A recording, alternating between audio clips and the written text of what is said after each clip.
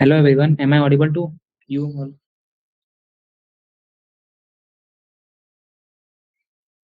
आवाज आ रही है मेरी?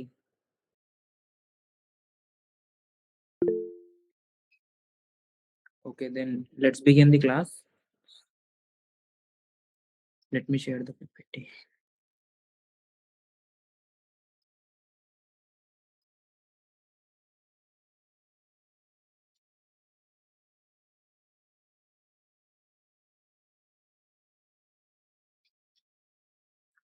We will begin the class at 6:45. Actually, the PPT is not shareable here.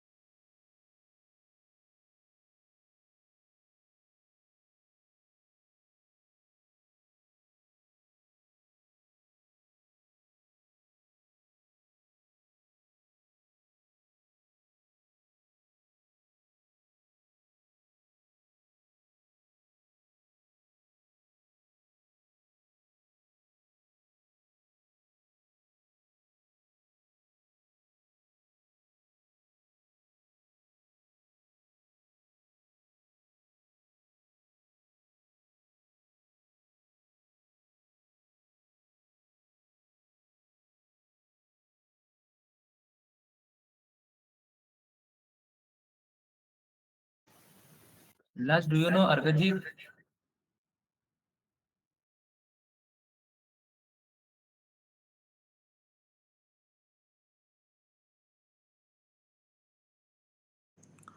So why does he leave the class? Do you know any reason? Okay, okay.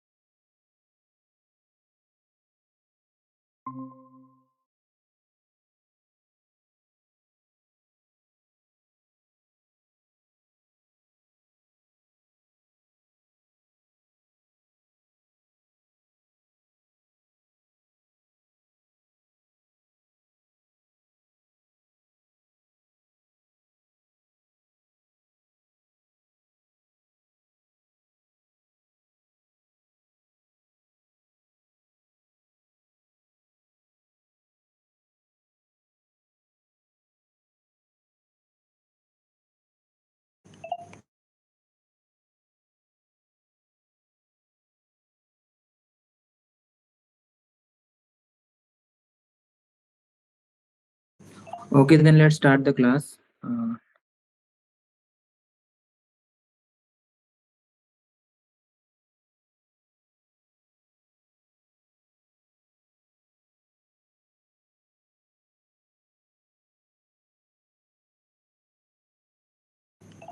Is the screen visible to all? Okay, then. So today we are going to learn about the graph and the trees, graph remaining part and the trees. So first tell me how would you find the shortest path if a graph is given to you? Like let's see. Let's say you have a given some nodes and you have a source node. Let's say this is the source and you want to reach at any other node and you have to find the shortest distance to reach to any node. So how could you find those?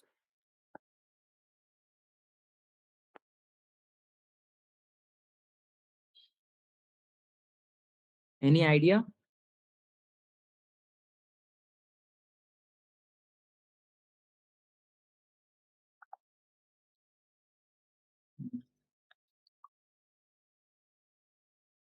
So let's say this is the source node and you want to reach at any point. So suppose, let's say, let me give the name. So if you want to reach at 4 from 1 to 4, if you want to reach from 1 to 4, then what would be the shortest distance to reach there?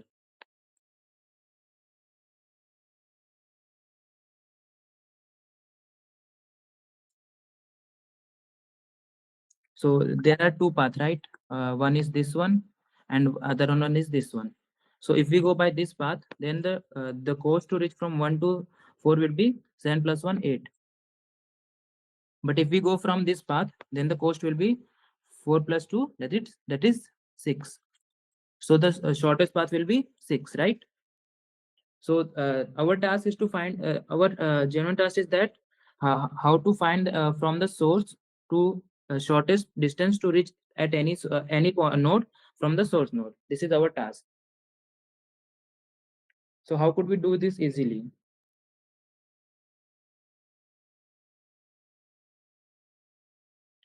Um, there is an algorithm called as digester. I will teach you the algorithm how could we do that, and then you will see that.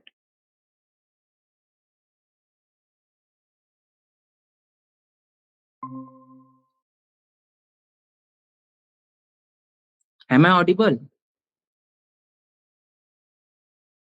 Hello. Okay. So let me show you an example.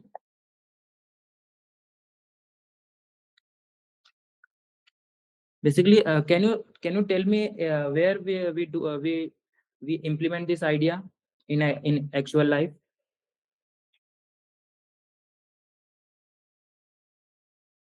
Like in real life scenario where we can use this. Any idea? Yeah, map. Suppose we are stuck in a traffic and we want to reach to our destination from where we are present. So we need a shortest path to reach there as early as possible, right? So we can use Google Maps. We can see there and check the shortest path to reach there. So what will be the thought process to reach there? Suppose this is our source node. Let me just give the name to everyone. Oh, one.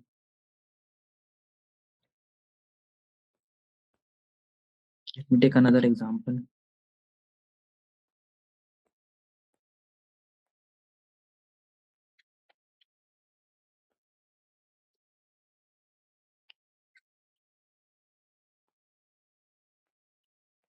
Six. Let me give the weights.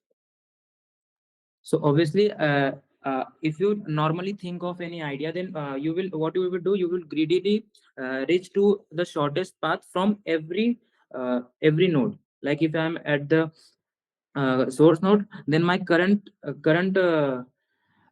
choice will be to reach the whatever options I have. From those options, I want to reach the that node which is at the shortest path, right?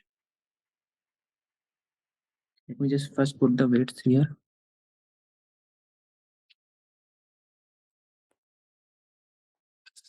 So suppose I'm at the source node, then what I will try to do, I will try to reach the node which is at the shortest path, right? Let's say from zero, which are the shortest path? One and two, both are at the shortest path. Then we can choose any of them. So let's say I choose this path, right? Suppose I want to reach from 0 to 6, and I want to know the shortest path to reach there. So right now, what I did, from zero, whatever I have whatever nodes I have present, never nodes.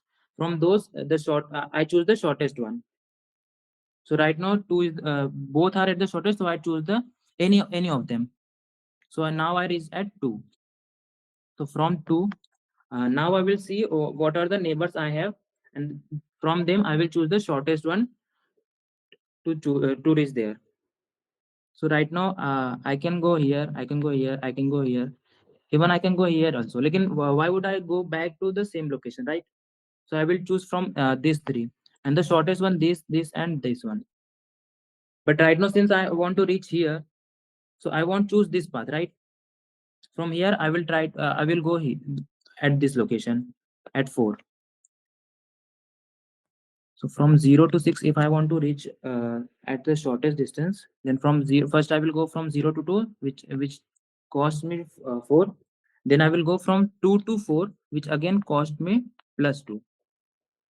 Now from 4, I will see what are the possibilities I have uh, right now. So the only possibility to reach 6 is this one, right? So I will directly go from here to here, and the cost will be 3. So the total cost will be 4 plus 2, 6, 6 plus 3, 9. So you see what I did here is, from greedily choose the node which is at the shortest distance from my current position, right? So now let me give you a question. Suppose we are given a graph, right? Now my question is to calculate from the given source to every node what will be the shortest distance. This is my task. So how would I achieve this?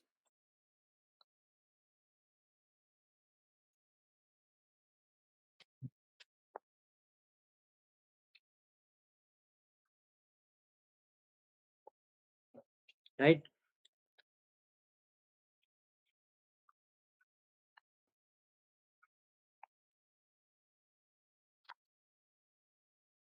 Let's say here source is 0.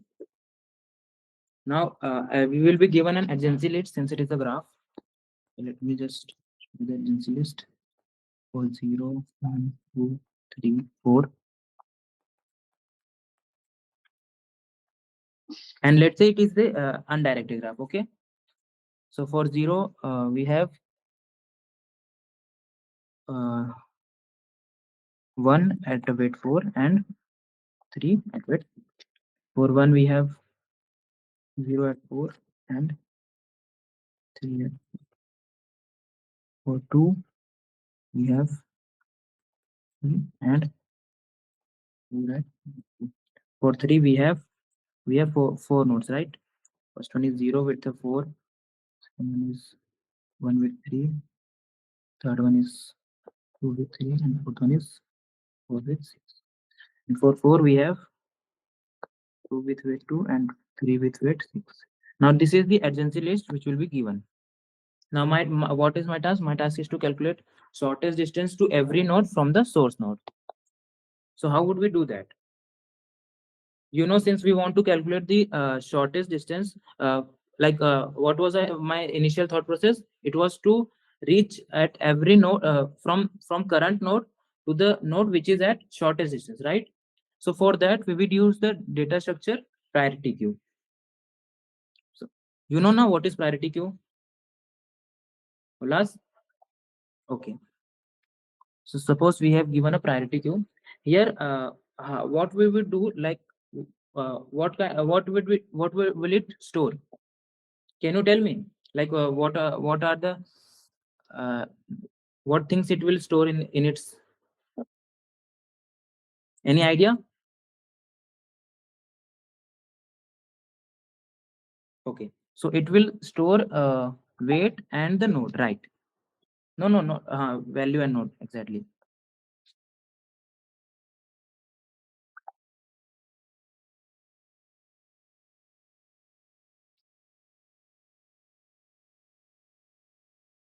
Um,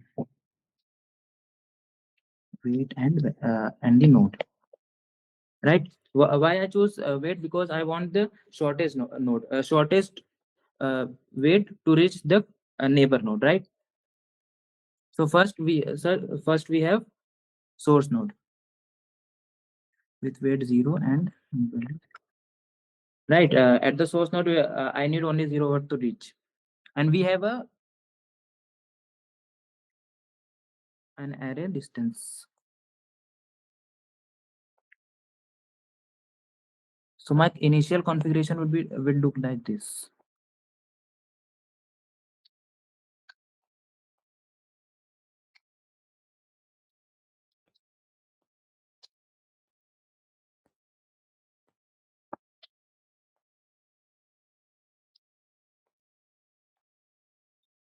These are my nodes, and initially everyone is at let's say at infinite distance. That is, we can't reach at any point.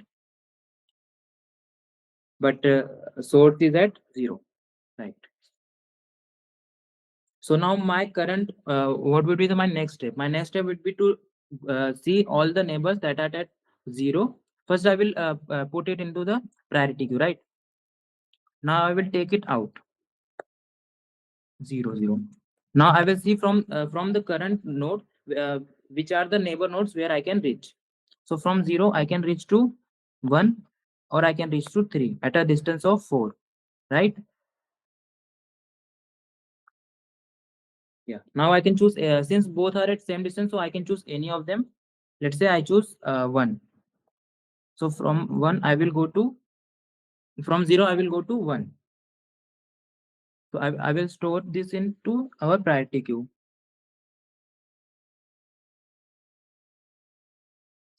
It will be 4 at 1.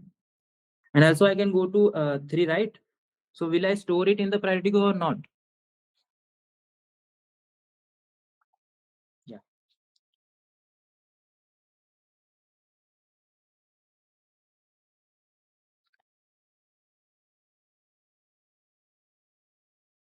Now since I went to from equal,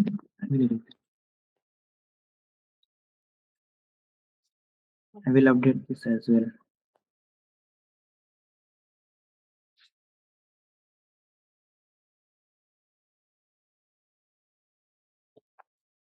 At a distance of.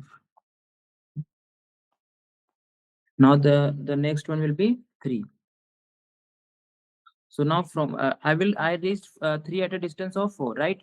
And now I will again see from 3 where I can go. From 3 I can go at 0, 1, 2, or 4, right? But to reach 0 I need 4. But since I have already,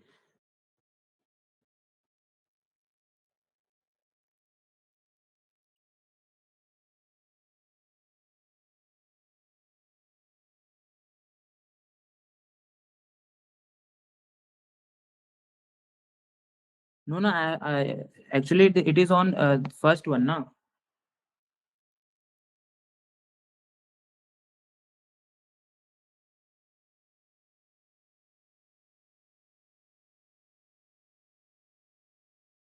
Last, do you understand?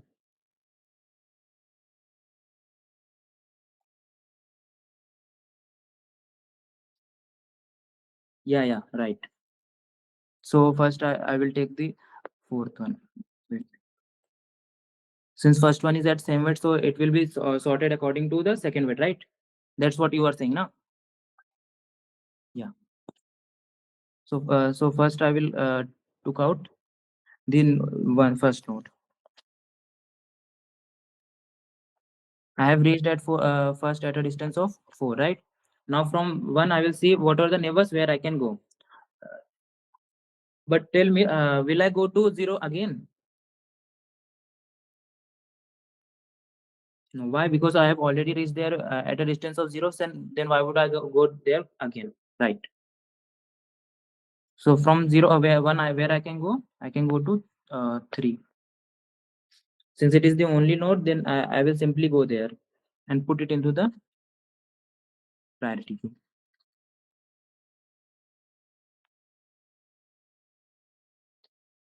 So how much does it cost to reach the 3? 7. Right. Now which one will come out?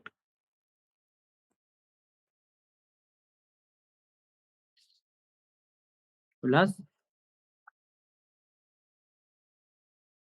yeah. So now the next node that will come out is 4 at a 3 at a distance of 4 unit to reach here. Since have I updated everything here? Is there anything that I need to update?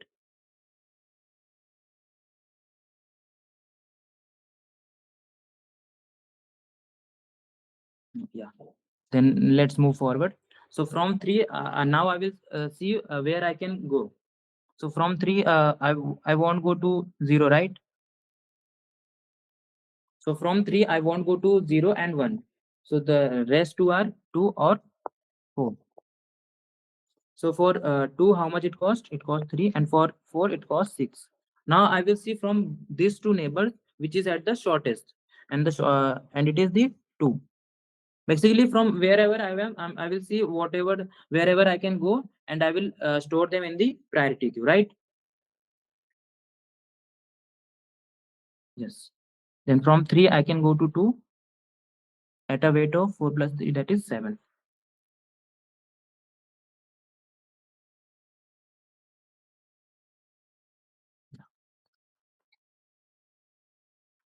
And also to 4 at a 6 plus 4, that is 10.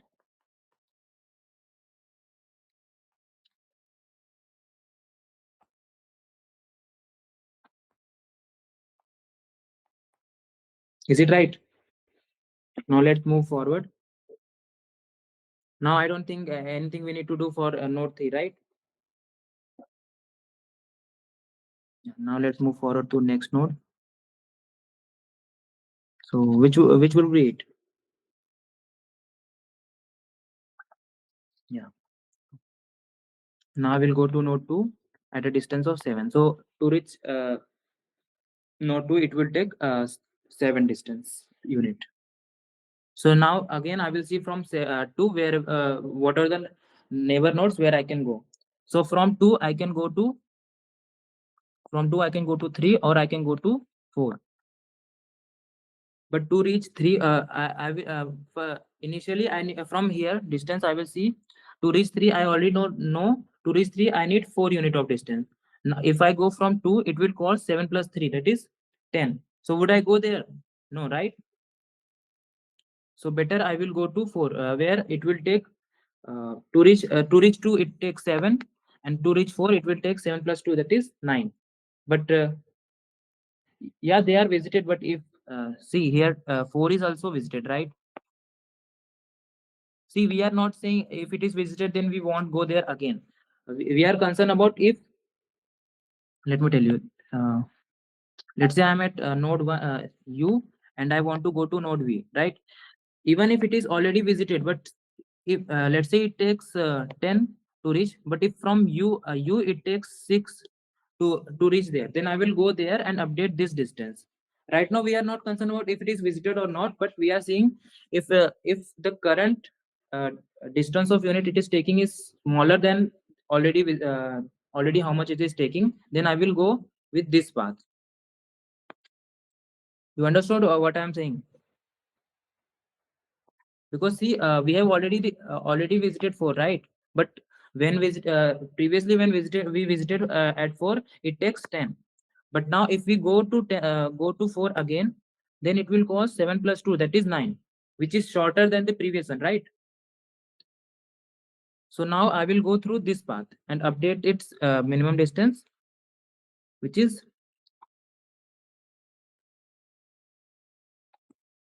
how much it is 4 9, right?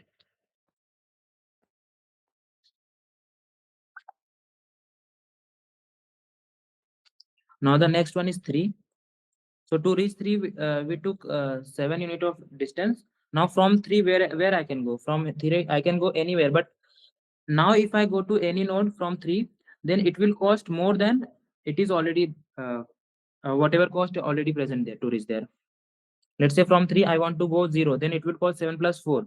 But to reach there, we only know 0 distance. So I won't go there. So from, let's say from 3, I want to go to 4, then it would cost 7 plus 6. But if you see, we can go there with 9 unit of distance already. So I won't go anywhere from 3. So I will just skip this iteration. There is nothing to do here. The next iteration is this one. So from here as well, if I try to go from 4 to any node, then wait a minute. Yeah. Now from wherever I can go, then it will cost more than whatever cost is already present. So then I will skip this iteration as well. Now since the priority queue is empty, so my algorithm is ended. Now whatever array I have got, this represents the shortest distance to reach at any node from the source node, and it is 04749.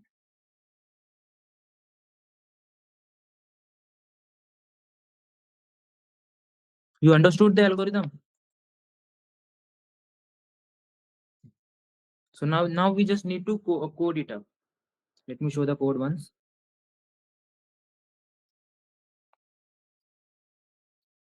This is the graph, let's say, and this is the code. See, we have chosen the priority queue. We will have the source.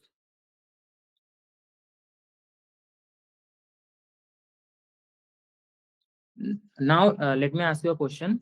Suppose what if we have given a graph, but it has negative edge weights?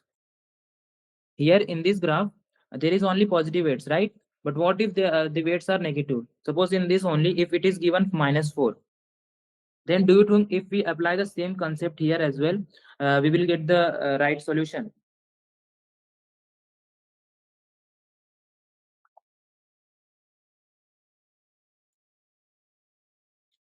Do you think if we use max heap and apply the same concept, we will get the solution?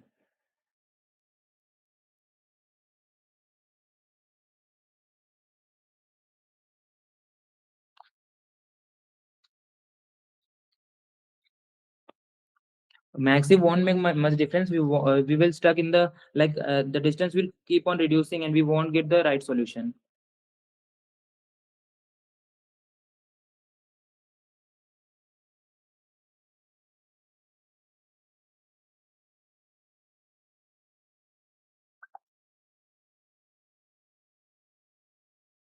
Yeah, yeah, right. So suppose we have given a graph. Let's see this one.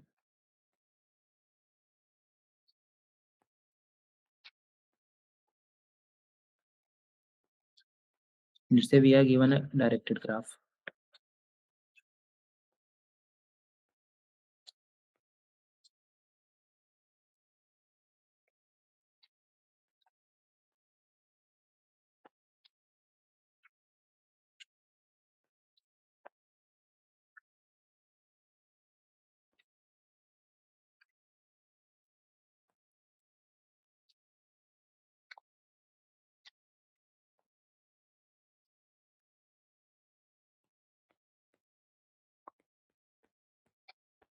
Suppose this is the graph and I want to let me put the weights here.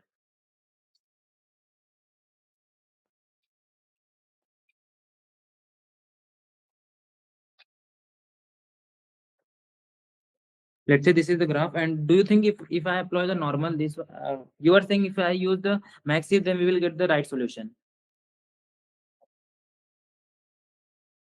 Are you saying that?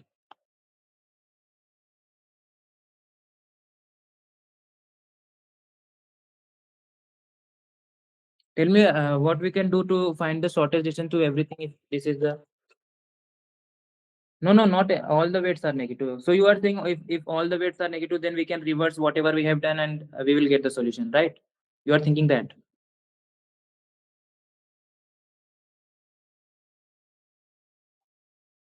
No, no, that also won't work. You can try that idea of yours. Like if we took all the weights negative and if we just reverse the heap, then we will get the solution. But it won't work because weights are negative. Then you will stuck in the loop. Like just try it at home and tell me in the next class if possible. Now let's say you have given this graph and you want to find the shortest distance to everything from the source. Okay. So how can we do that? If we apply normal algorithm, this one is called digester algorithm. You know that? Yes. If we apply this one on this graph, it won't work. So here we will need to apply the other algorithm. Let me first tell you a concept called as relaxation of the node edges. Suppose you are given two nodes U and V, and if distance of U plus there will be some weight here now. If distance of U plus weight is less than distance of V, then what we do is we will update the distance of V to distance of U plus weight. This is called relaxation of edge.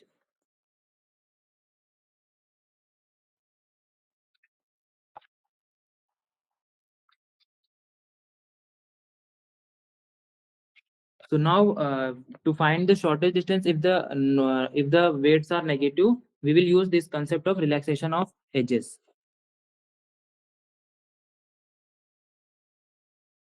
So our approach will be we will given a distance array.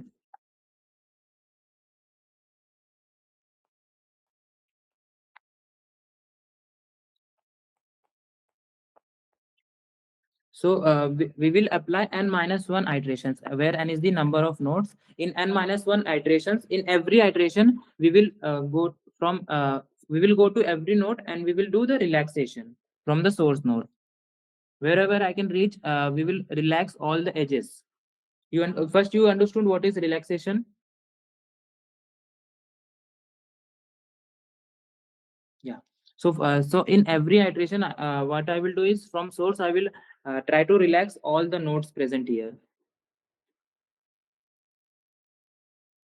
and we will perform n minus 1 iterations. So after n minus 1 iteration, whatever graph it is converted into, that will represent the that will show us the shortest distance to reach at every node from the source node. This is the idea, and this algorithm is called as Bellman-Ford algorithm.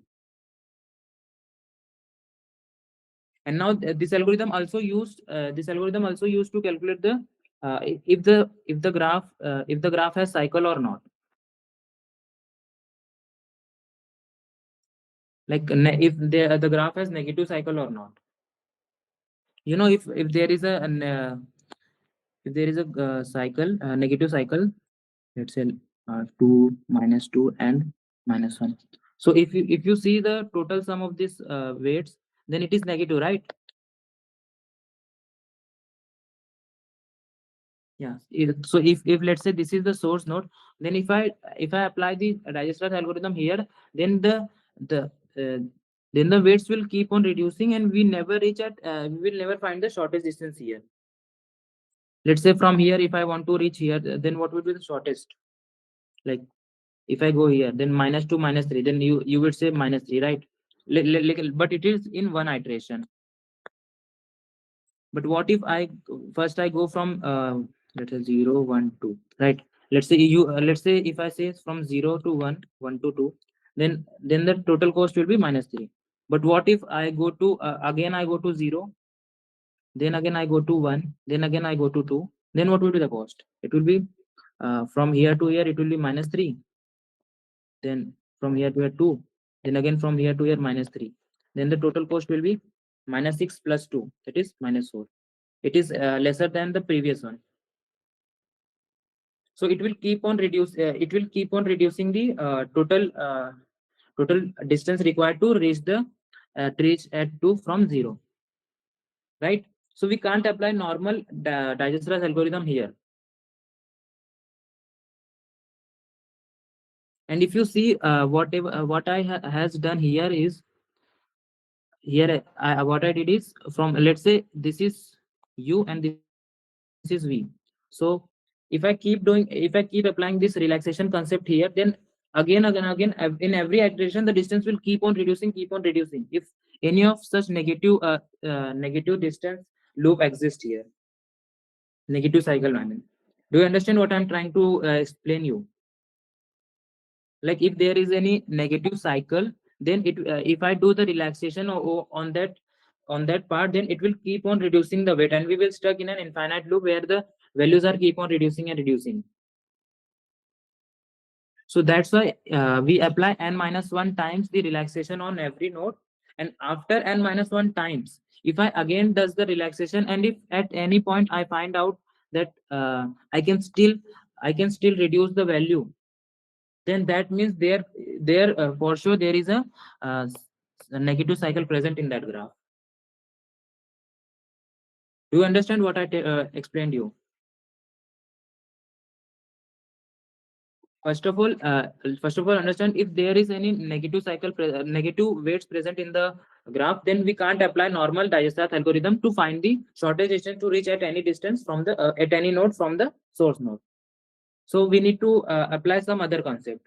So now then we learn the relaxation of edge. In relaxation of edge, what we do, we simply if from u to v, uh, if previously reaching to u is let's say distance of u to reach at v from any path to reach at v, the distance is distance of v. Now from some another node u, if I try to reach the v, then the cost is distance of u plus v. And if it is lesser than already reached, whatever is the already distance, that is distance of v. And if it is already reached, then it will keep on reducing the value. And this is called as relaxation of edges. And if this relaxation of edges after n minus 1 iteration, if this relaxation of edge keeps on repeating, that means that graph has a negative cycle. You understood what I just explained? Okay, so this is what happens every time if I try to iterate this. This is the simple algorithm to perform this. Let me show you the code.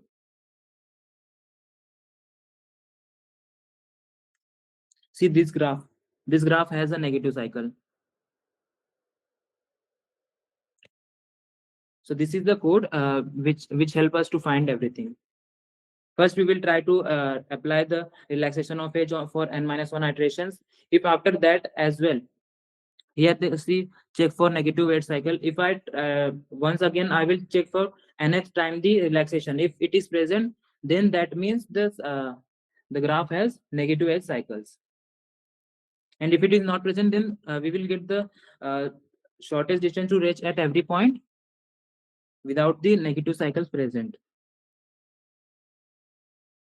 You understood what I just taught?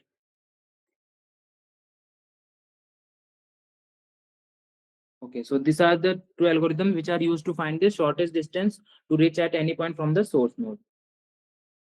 So now let's move to next topic. Um, let's say you are given a graph. Uh,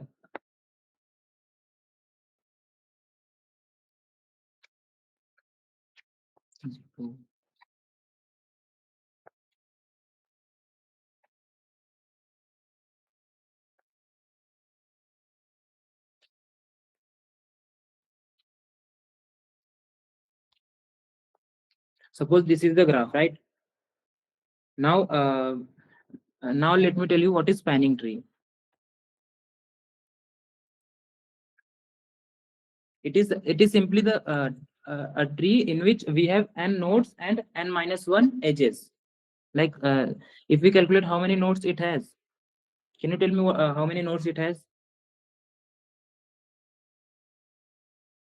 6, right?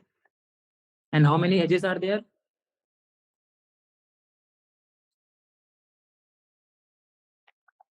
7. Now, a simple spanning tree is it is just a subset of this graph in which we have n nodes and n minus 1 edges. This is the very simple definition of what is a spanning tree.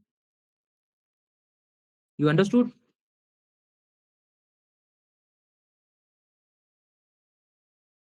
But let's try to create a spanning tree, a simple small spanning tree of this one. Nodes will be whatever they are present, just the edges will be different. Like,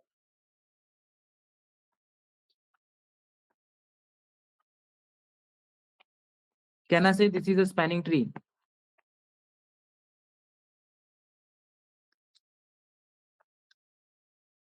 Yes or no? Can you tell me if this is a spanning tree or not?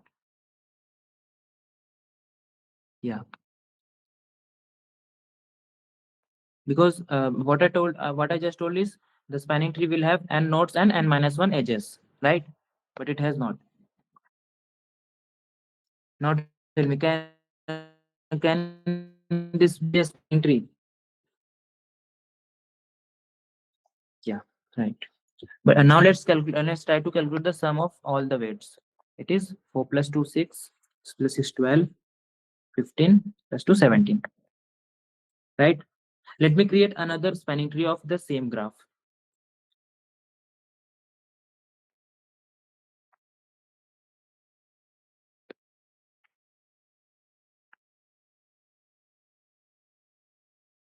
Is this a spanning tree?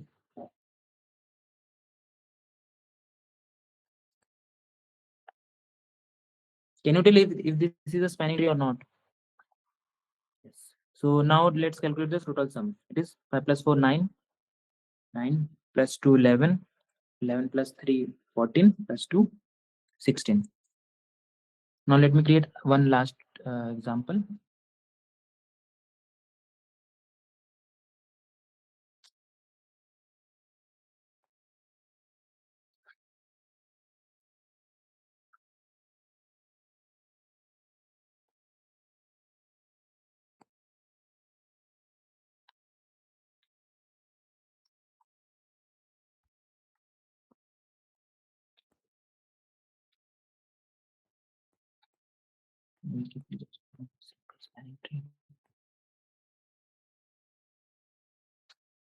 Is this a spanning tree?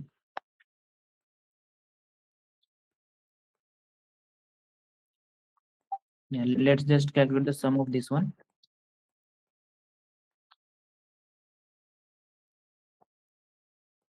It is 8 plus 2, 10, 10 plus 5, 15, 15 plus 2, 17, plus 2, 20. So can you see the difference? The sum of this one is 17. For this it is 16, and for this it is 20. This is spanning tree. Now there is a term called as minimum spanning tree. Minimum spanning tree.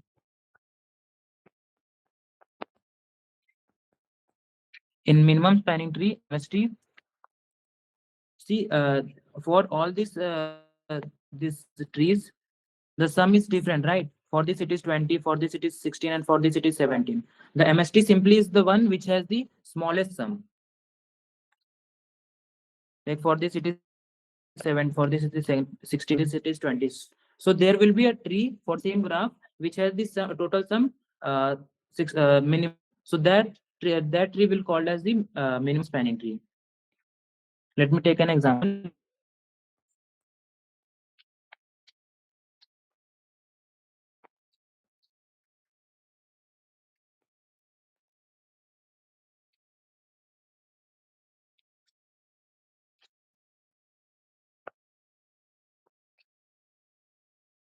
Do you understand what is the definition of minimum spanning tree? Can you tell me what would the sum for the MST for this graph? This time you just calculate different trees and just tell me what would be the MST and its sum.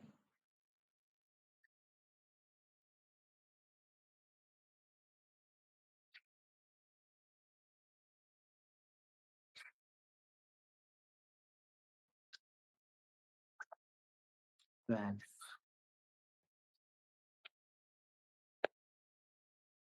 so just help me in creating that tree. Tell me from zero where should I go?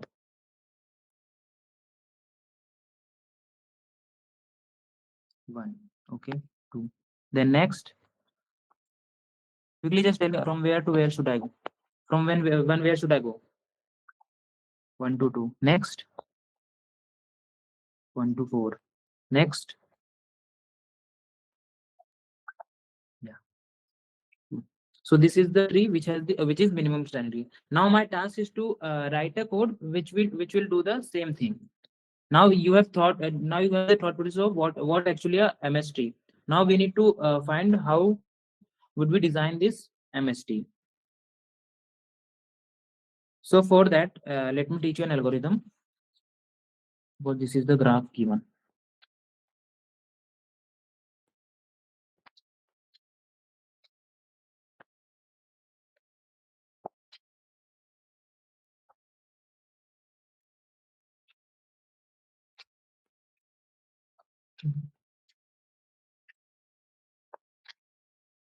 Suppose this is the graph given.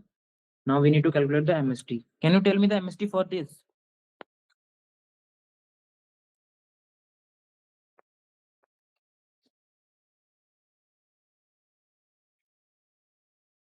Quickly just tell me the what is the sum and help me with designing the MST.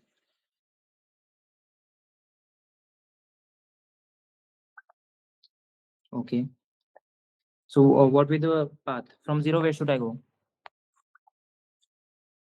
To zero. Okay. Next. Two, one. Okay. Two, three. Two, three. And three, four. So this is the MST, right? Now I need to find how could I find the MST for this. So for this is as well, I will use the minimum heap. In the minimum heap, I will store weight, node, and parent. This will be the configuration, and we will have a visited node.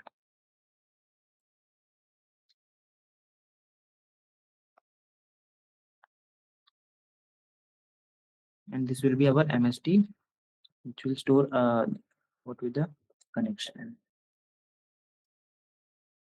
Now, first we won't mark which one is visited. First, let any of this node I will keep in the min heap. Suppose let's say we start with 0. So weight will be 0, and since it is we are starting from this, so I will mark its parent as -1, right? Now I won't mark it when I am putting in the priority go. Now I will bring it out 0, 0, -1. Now I'll mark it as visited 0.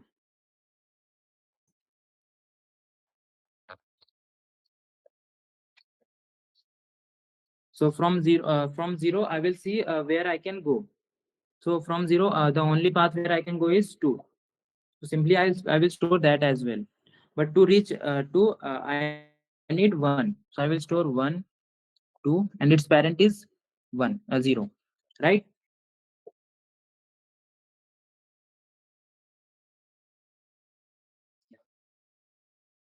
So from 0 can I go from 0 to any other place? No, right? So now I will move next to it, which is 1 to 0. Now I will see from node 2 where I can go.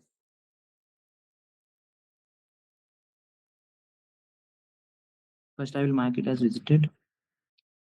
Now from 2 I can go to 0, but it is already visited, so I won't mark it, right? But do you think I will store it in MST or not?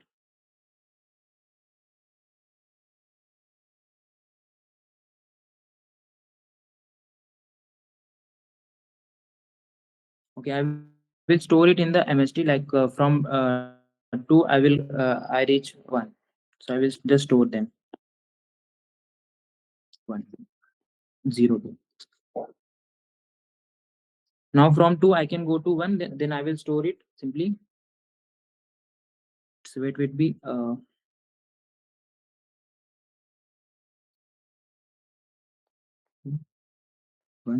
and its parent is right. So from 2 I can go to 1. From 2 I can go to 4. It will be 1 plus 2, 3, 3 plus 1, 4. It's not 4, and its parent is 2. From 2 I can go to 3.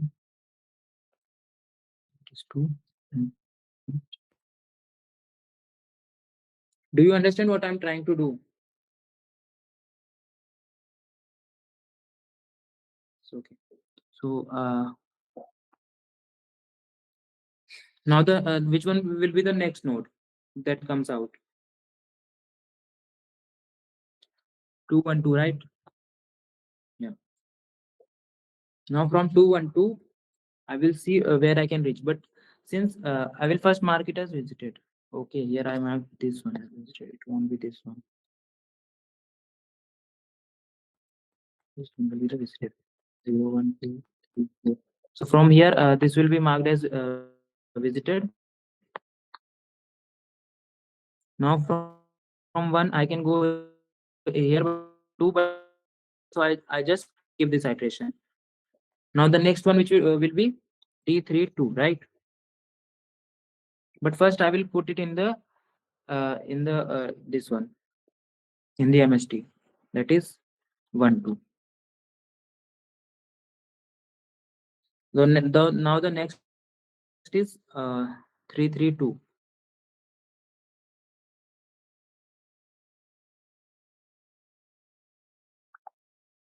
Yes. So from 332, this one, right? This node.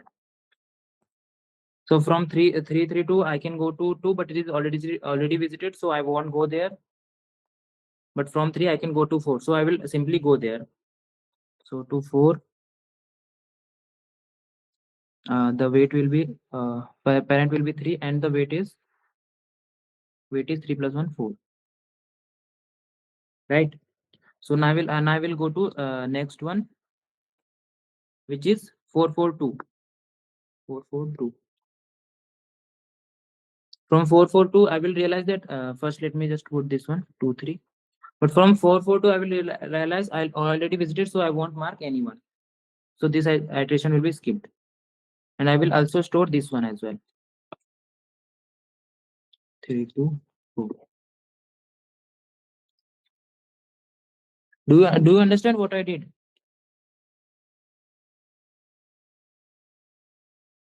Yes. So this algorithm is nothing but Prince algorithm, where we simply try to go to wherever shortest path where I can reach. Let me just simply show you the code. There are some properties that you can learn about. What are there? It is nothing but that a graph which has v vertices, it suggests which are v minus 1. This is the algorithm and these are the code. After class, you try to understand the code. If you have any doubt, you can ask us later. Okay.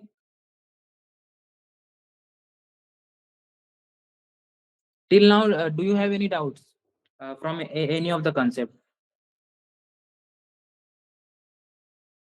Okay, so now let's move forward. It is disjoint set union that uh, Costa will teach you.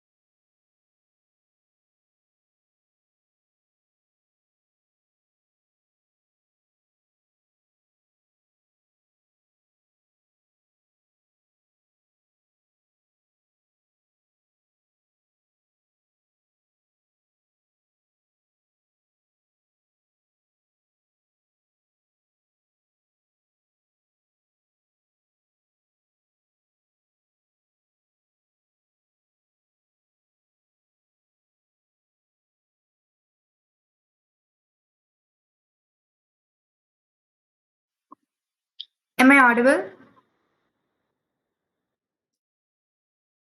Hello.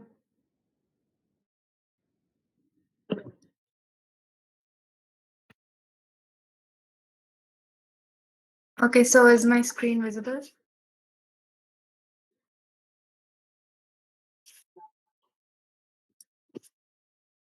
So, okay, let us start the topic trees. Trees is basically a graph with a few restrictions on it. So, trees cannot be cyclic. There is a restriction which is applied on a graph, but a graph can be cyclic, right? So, a tree is a nonlinear hierarchical data structure which consists of nodes, and the nodes are connected by the edges. Okay, so first let us look into some terminology of trees. So, what is a node? So, a node is something that has a value in it. So, let us say this is one node and this is another node. So, these are called nodes. Okay. And do the two nodes are connected with edges. Okay. So, edge is the connection between two nodes. So, this is called an edge. You guys must have known it by now because you were taught graphs. And okay, so now there is an additional terminology to trees. Trees have root nodes, which is the topmost node in a tree. So this is called the root of the tree. And trees also have parents. A parent is a node which has child. So here one is a parent of two and three, right? So one is a parent node. And similarly, child nodes are the nodes that extend from a parent. So two and three are called child. Okay, and leaf nodes are the nodes which have no children. So here 4, 5, 8, and 9 are leaf nodes. Is it clear now? Okay, so now let us look into. Okay, so that is the basic terminologies of trees. And this is the difference between graphs and trees. So, as I told, trees are hierarchical in nature and graphs are network. And trees do not have any cycles, and graphs can have cycles.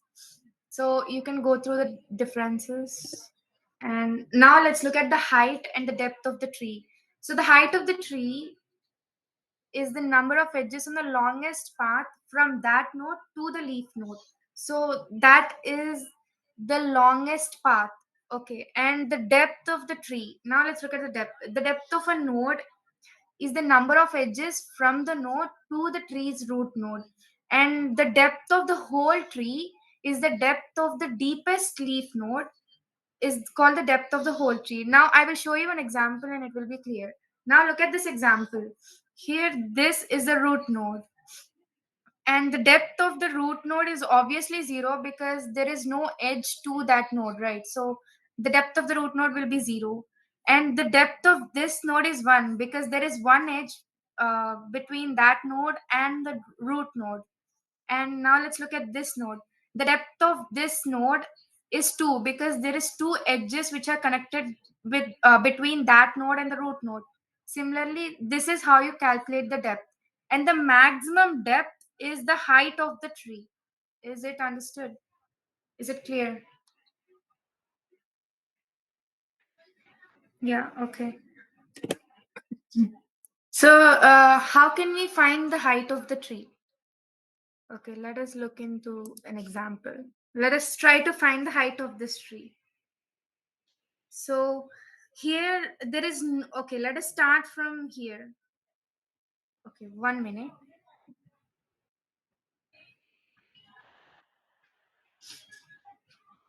Okay, so let us start from the root. So what is we have to find the height of the tree. So we have to find the height of the left subtree and the height of the right subtree, right? And the height will be LR plus HR. Am I right? Max of LR comma HR plus 1. this will be the height of this node. Am I right?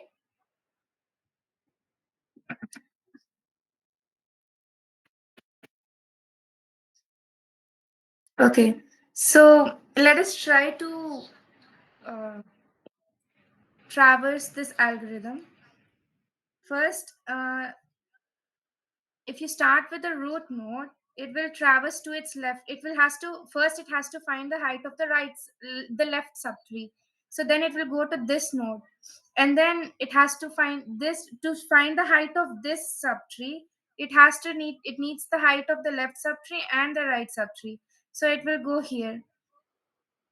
And to find this, it needs the height of the left subtree, which is 0, and the right subtree, which is 0.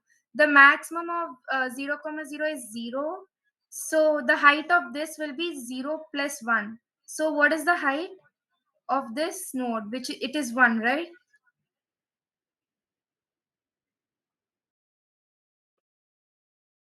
Yeah. And similarly, now it has to find the height of the 2. It needs to find the height of the right subtree also, which is also 1 similarly. Then now to find the height of the second node, the height of the left subtree is 1 and the height of the right subtree is 1. So the maximum of 1 and 1 is 1, so height of this node is 2. Okay, now we have to find the height of 1. In order to find the height of 1, we need to find the height of 3. So in order to find the height of 3, we need to go to and find the height of 6. And for 6, we need the height of the left subtree, but it is 0. And the height of the right subtree is 1. Okay, so now the maximum of 0 and 1 here is 1. So it will be 1. The height of 6 will be 1 plus 1, which is 2. So 6 will return 2 and 9 will return 1. Now the maximum of 2 and 1 is 2, and 2 plus 1 will be the height of 3, which is 3. Now to find the height of the root node 1, the left subtree's height is 2 and the right subtree height is 3. So the maximum of 3 and 2 is 3, right? So the root node's height will be 4. So the height of the tree will be 4. So is the algorithm clear?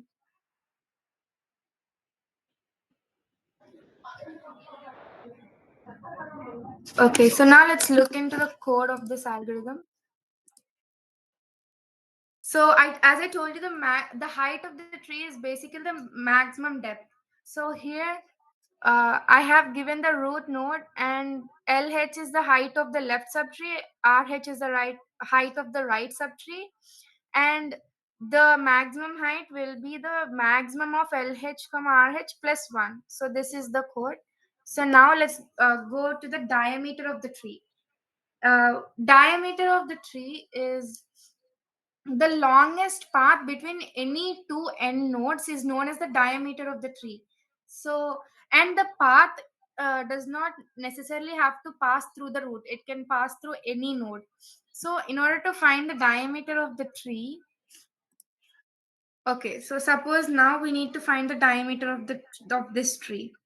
So uh, the maximum path between okay, 1 minute, I will erase this.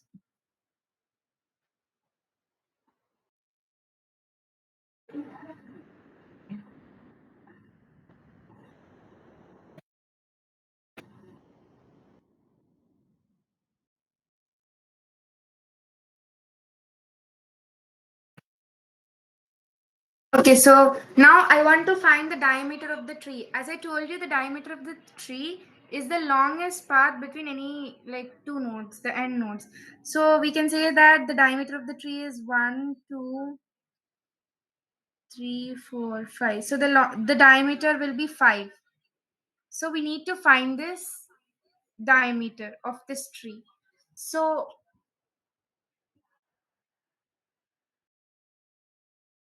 okay.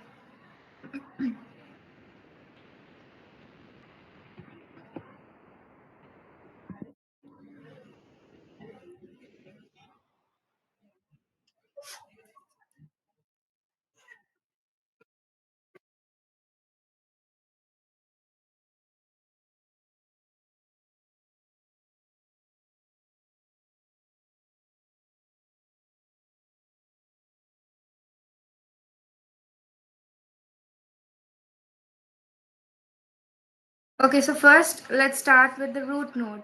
So the diameter, as I said, is uh, the longest path between the two nodes. So it is obviously the left subtree height plus the right subtree height. So do you guys agree with me? The diameter of that node will be the left subtree plus the right subtree. Do you agree? Yeah. Okay. So, and as I told you, the path can pass through any node. So it can pass through 2, it can pass through 3, it can pass through any node. So first, let us start. Let us find the left subtree's diameter. So first we have to find the left subtree diameter, and then we have to find the right subtree diameter, and then we have to take the maximum of the diameter which is present right now, and the left subtree height plus right subtree height, and then we have to return the height of the present subtree, which is 1 plus max of lr comma hr. Okay, so now let us traverse this algorithm. So first, as I told you, it has to find it will traverse until it goes to the left subtree, which is the fourth node, and the diameter will and it will find the left subtree height and the right subtree height. Both are 0. So it will return 0 plus 0, which is 0. And the maximum at present will be 0. Maximum of the diameter will be 0.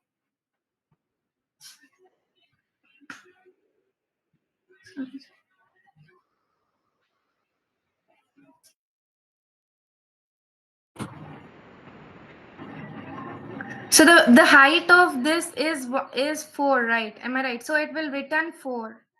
So sorry, the height of 4 is 1. So it will return 1 as the height. So the height of the left subtree of 2 is 1, and the height of the right subtree of 2 is also 1. So now the diameter will be maximum of 0 comma 1 plus 1, which is 2. So the maximum diameter will be 2.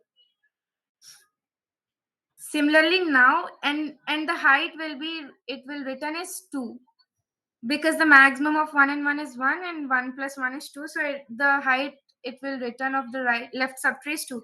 Now it also need to find 1, it has to find the hr, the right subtree's height.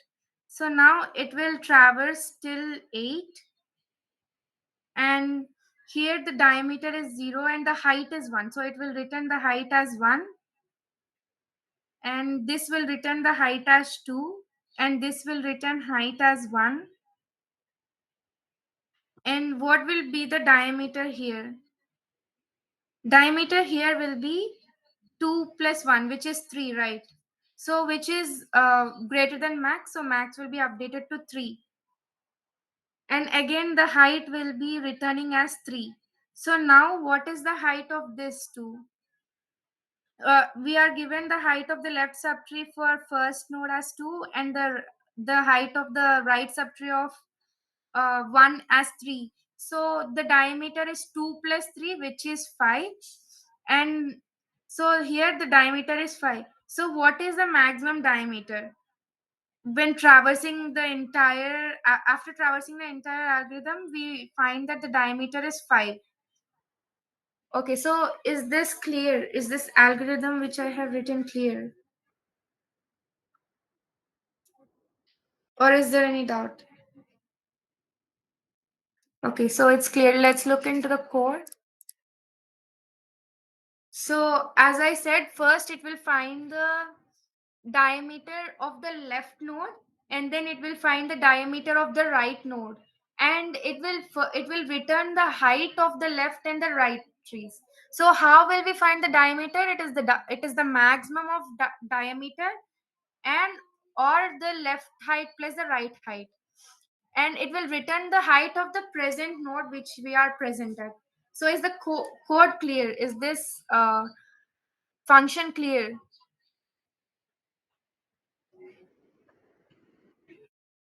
Okay, so now let's see the traversal techniques. So there are three traversal techniques in the binary tree: in-order traversal, pre-order traversal, and post-order traversal. So in-order traversal is where first it will visit the left node, and then it will visit the root, and then it will visit the right subtree. But in pre-order traversal, first it will visit the root, and then it will visit the left subtree and then the right subtree. And similarly for the post order traversal, first the left subtree is visited, then the right subtree, and then the root node is visited. So let us look into this example. Here for pre-order traversal, what did I tell you? First, the root node will be visited. So first one will be visited, and then it will go to the left subtree. And then again two will be visited, and then it will go to the left subtree, which is four. So and then four will be visited. Here one, two, four is visited, and then it will go to the left subtree, but it is null. So it will go back and traverse to the right subtree, and then 5 is visited, and then here now the entire left subtree is visited. So and it will go to the right subtree of 1. So the right subtree of 1 is 3, so 3 is visited, and then it goes to the left subtree of 3, which is 6, and 6 is visited, and then there is no left subtree of 6. So it will go and check, is there right subtree? There is no right subtree of 6. So then it will go and check if there is any right subtree of 3, and yes, 7 is there, so it will visit 7. Is there any left subtree of 7? No. And is there any right subtree of 7? No. So now all the nodes are visited. So the pre-order traversal will be 1, 2, 4, 5, 3, 6, 7. Is the pre-order traversal clear, or should I explain again? Okay, so it's clear. Now, um, now let's see the in-order traversal. For in-order traversal, first the left subtree is visited, and then the root node is visited, and then the right subtree. So first, we will not visit this root node. It will see the left subtree, and then the left subtree of 1 is 2. So is then it will check the left subtree of 2. It has a left subtree, which is 4. Does 4 have a left subtree? No. So it will visit 4, which is the root node. So there is no left subtree, so there is nothing to visit for 4. So now it will check the root node. So 4 is visited. Is there a right subtree for 4? No, right? So now after 4 is visited, it will go to 2 and check there is a right subtree. Yes, there is a right subtree, so it will visit 5. Is there any left subtree of 5? No. Is there any right subtree of 5? No. So 5 will be visited. As both the subtrees of 2 is visited, which is 4 and 5, so now 2 will be visited. Okay, sorry. First the root node is visited, which is 2, and then it will check the right subtree, which is 5. So 4 to 5 is visited.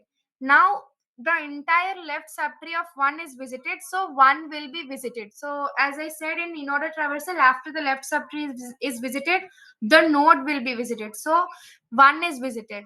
Now it will visit the right subtree of 1, so which is 3, 6, 7. So in that 3, 6, 7, it will check the left subtree. Yes, it has a 6. So then after 1, 6 is visited, then 3 is visited, then 7 is visited. So this is the in-order traversal: 4, 2, 5, 1, 6, 3, 7.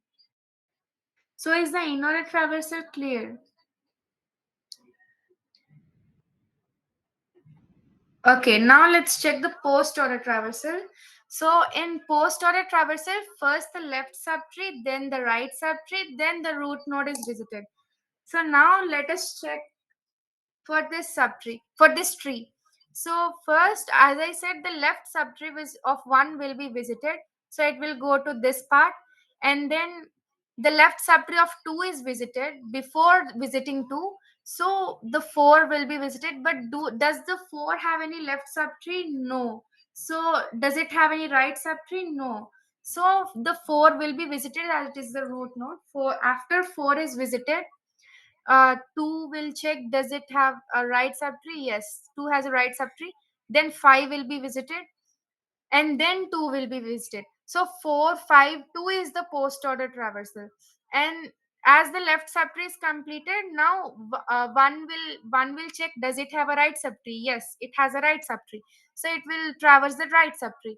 So 3 has a left subtree which is 6, so 6 will be visited, and then 3 has a right subtree which is 7, so 7 will be visited, and then the root node which is 3 is visited. As the subtrees of left subtree and right subtree of 1 both are visited, then the root node which is 1 will be visited. So the post order traversal of this tree is 4, 5, 2, 6, 7, 3 and 1. Is it clear?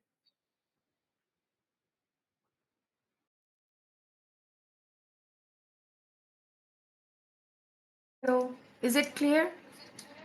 Okay, so now let us look into the codes of this in order, pre-order, and post-order traversals. So as I told, in order traversals is first the left subtree, then the root, then the right subtree. So first here we are visiting the left subtree, and then we are printing the root data, and then we are visiting the right subtree. And for the pre-order traversal, we are first visiting the root, then the left subtree, then the right subtree. So first we are printing the data of the root, and then we will be traversing to the left subtree and the right subtree.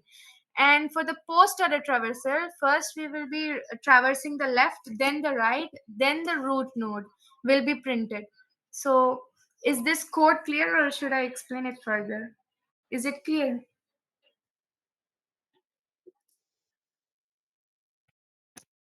Okay, so now let us look into the different views in a tree.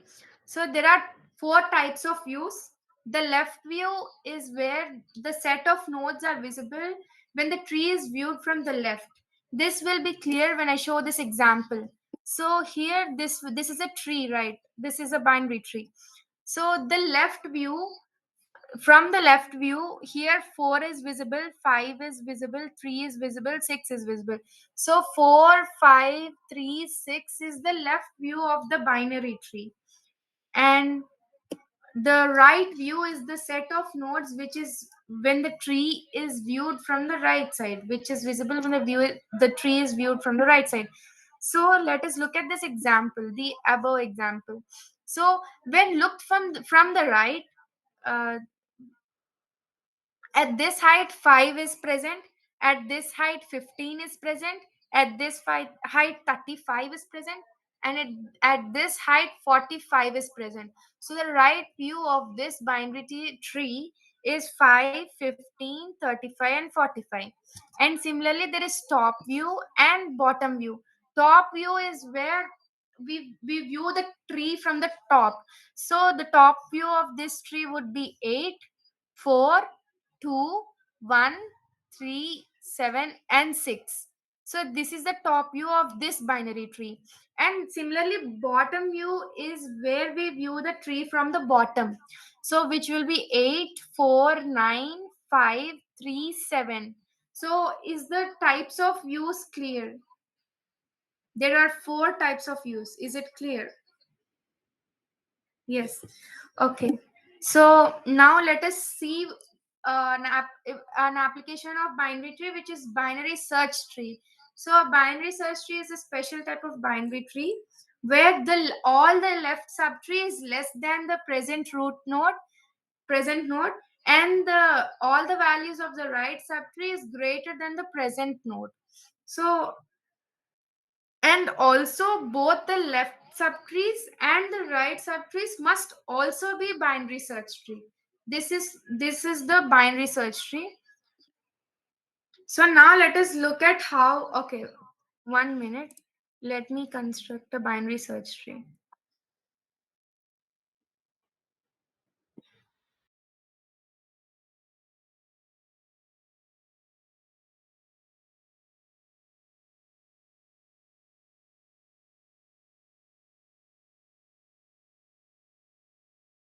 So we are given the values 1, 5, 3, 7, 9, 8, 5, 6 and 4. Okay, so now let us construct a binary search tree with these values. So first one will be present at the root as it came first. So now we have to insert 5. So is it less than or greater than 5? It is greater than 5. So it will be inserted at the right subtree of 1. Now let us insert 3. 3 is less than 1. You always start searching from the root node.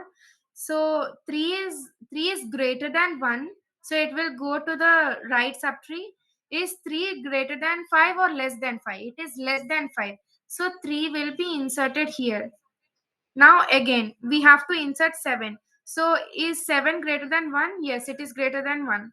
So it will go to the right subtree. Is 7 greater than 5? Yes, 7 is greater than 5. And the right subtree of 5 is empty. So we can insert it here. Again, we have to now insert 9.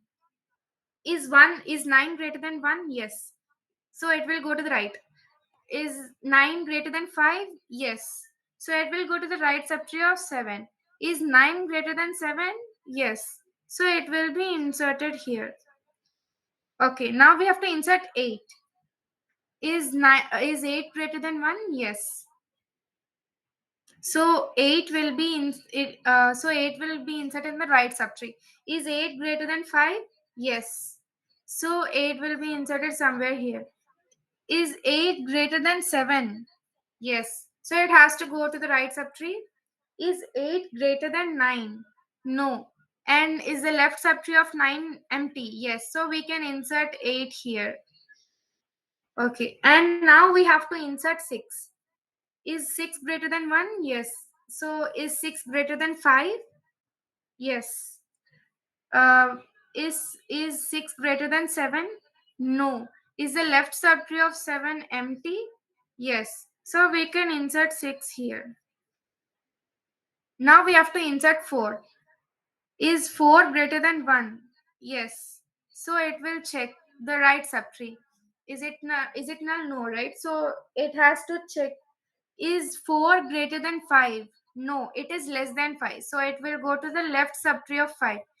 And is 4 greater than 3? Yes. So it has to be inserted at the right subtree of 3. So this is how we create a binary search tree. This is called a BST. Okay. So now this is how we insert in a BST. And now I want to search the element 3. If it is present in the BST, I want to search.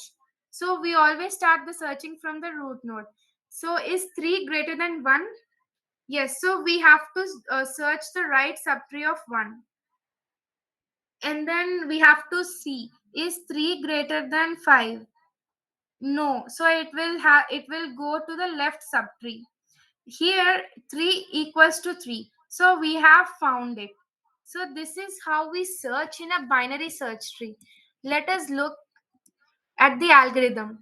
So first we always start the searching at the root node and we compare the key value with the root value. If it is equal, then the search is successful. It is already present in the binary search tree. But if it is not equal, then it must be either less than the root value or the greater than the root value. If the key is less than the root value, then we have to repeat the search in the left subtree. But if the key is greater than the root value, then we have to repeat the search in the right subtree. We have to do this until the subtree is null. If the subtree is null, then the key is not present in the tree. So obviously the time complexity here is order of the height, or if it is a balanced binary search tree, then it will be log n. So let us look at the code for the searching. Here we will pass the root and the key value which we have to search. If the root is null, then it is not present, so we will return false. But if the root value is equals to the key value, then we found that value, so it is true. And okay, so if it is none of these cases, then it must be either less than or greater than. If the key is less than the root data, then we have to search the left subtree.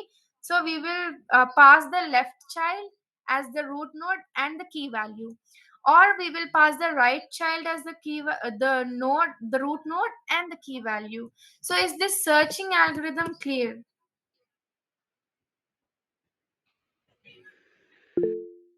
Okay, now I also told you to how to insert in a binary search tree. So let us look at this algorithm again.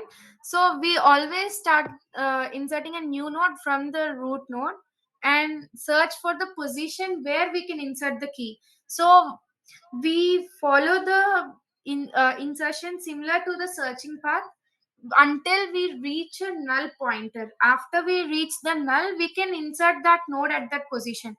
So we can insert that new node at that null position, making the BST proper, uh, maintaining the BST property. So if the tree is empty, then we can directly insert the new node at the root, as I told you. So let us look at the code of this insertion. So if the root node is null, then we can directly insert the new node at there.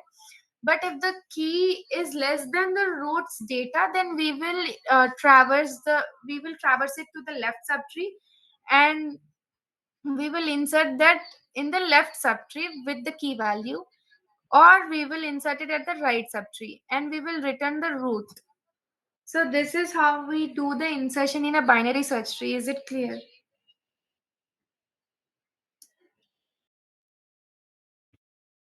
Is the insertion clear in the binary search tree,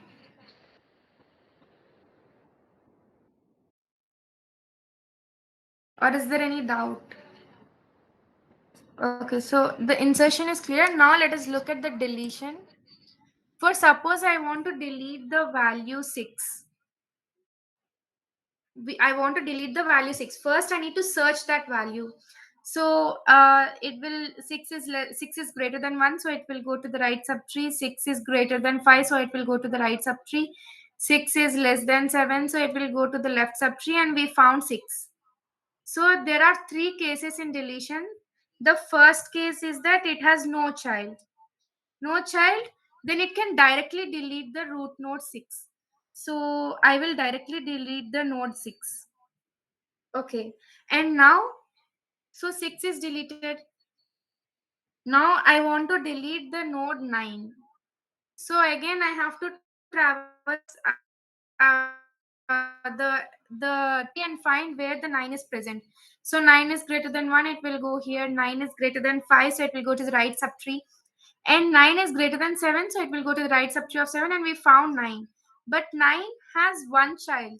When there is one child, we will replace the value of the present node with the value of its child, and then we will delete the child. So we will delete this child, and this will be the tree after deleting the values 6 and 8.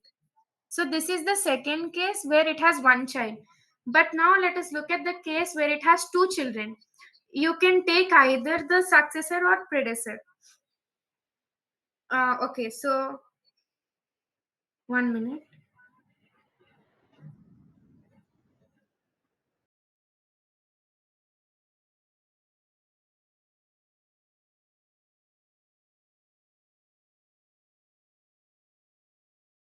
Okay, okay. So now I want to delete a child. I want to delete a node which has two childs. So for suppose I want to delete this node 5. I want to delete this node 5. So to delete the node 5, I either need to replace it with its successor or a predecessor. So here, what is a successor and what is a predecessor? Successor is the smallest node in the right subtree. Smallest node in the right subtree.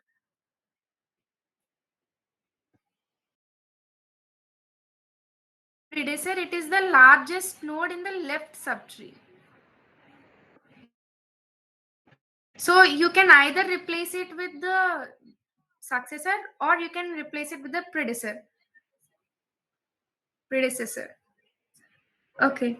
So I can either replace this with the smallest node in the right subtree, which is 7, or I can replace it with the largest node in the left subtree, which is 4.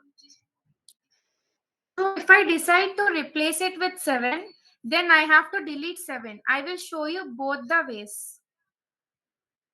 So I want to, in the first case, I want to replace it.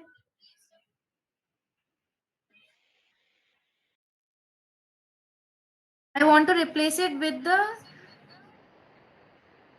I want to replace this with the predecessor, which is 4. So I will replace the 5 with the 4, and I will delete this 4 as it only has no child.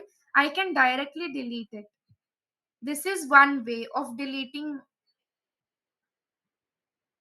a child of deleting a node with two children. Or I can also replace it with 7, which is a successor. So then how will the tree become? So I am replacing 5 with 7, and 3 will be present and 4 will also be present. As I replaced it with 7, now I have to delete 7. Here 7 has one child, which is 8. So I have to replace that 7 with 8, and I have to delete this node. So there are two possibilities. I can get this, or I can get this tree if I delete 5. Is it clear? Is what I'm trying to explain, is it clear? Yeah. Okay, so I will show you the algorithm.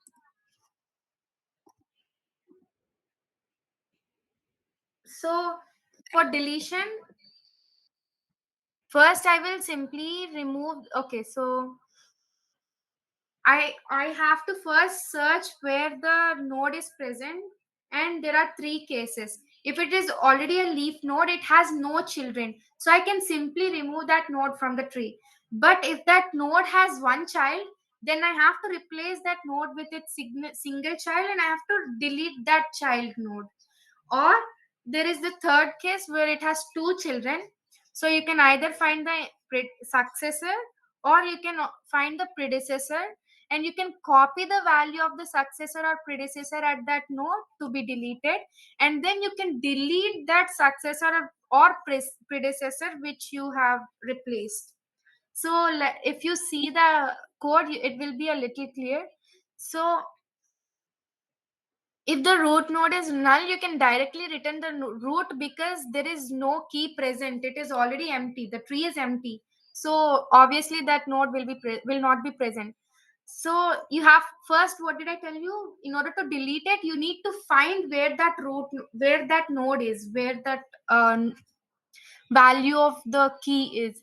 So if the key is less than the present root node, it will have to search for it in the left subtree. But if the key value is greater than root data, then it has to search the right subtree. Okay. So if it is not both of them, then obviously the key value is equals to the present root node value. So you need to delete that present node. You found that node. Okay. So in order to delete that node, it has to check, is the left subtree null? If it is null, then obviously you can directly keep the right subtree. What I'm trying to say is, if there is a right subtree, if there is a right subtree which is present and left subtree is null, you can directly keep that right subtree there. Or you can directly keep that right child there. It is the right child can either be null or it is present. So you will copy that present right child to the temp, and you will delete that root, and you will directly return that right child. Or if the right child is also null, then you can return the left.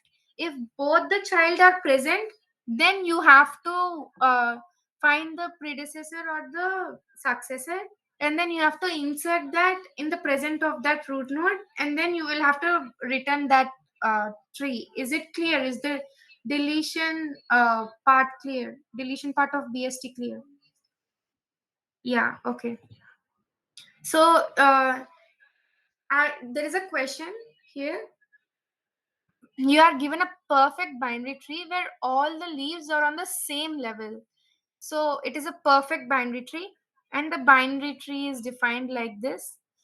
And so here they have introduced a new pointer which points to the right of that node. And you have to, let's look at an example. Okay, 1 minute. Okay, let's look at an example here. One will point to null, 2 will point to 3. 3 has no right node, so it will point to null. 4 will point to 5. 5 will point to 6. 6 points to 7, and 7 points to null. So they will give you this tree, and you have to output this present tree right here. And they have given hash to represent null. So uh, is the question clear, or should I explain the question again? You have to print 1 points to null, and then you have to traverse that uh, level wise. You have to traverse. Is the question clear what I'm trying to explain? So you guys try to code this question and come up with an algorithm. And if you guys have any doubt, we can discuss this later. So do you guys have any questions up till now? Any questions?